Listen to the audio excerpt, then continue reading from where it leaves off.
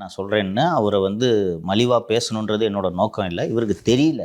அதனால் அதிகாரிகள் ஏமாத்துறாங்கன்ற வருத்தத்தில் தான் நான் அதை சொல்லிட்டு இருந்தேன். தமிழக காடரை சேர்ந்த ஐஏஎஸ் அதிகாரி திரு ராஜேஷ் லக்கானி என்பவர் மத்திய அரசு பணிக்கு விருப்பம் கொடுத்திருந்தார். மத்திய அரசு பணியிலேருந்து உத்தரவு வந்ததும் மாநில அரசு அவரை ரிலீவ் பண்ணுறாங்க.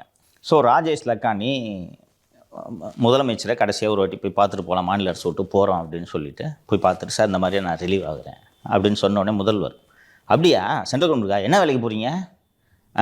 ஏன் போகிறீங்க ஸ்டேட் கவர்மெண்ட்டை விட்டு? இங்கே இருந்திருக்கலாம்ல. 2 நாளைக்கு முன்னாடி இவர் தான் கையெழுத்து போட்டிருக்காரு. டெபுடேஷனில் போகிறாரு, அது ஒரு பதவி அப்படின்றது கூட முதல்வருக்கு தெரியல.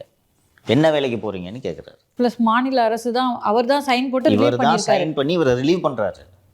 அப்படியா மத்திய அரசு அங்கே என்ன வேலைக்கு போகிறீங்க? சென்ட்ரல் கவர்மெண்ட் புது வேலையா? ஓஹோ, இதை விட சம்பளம் அதிகமா? அவ்வளோதான் அவருக்கு தெரியும். இதை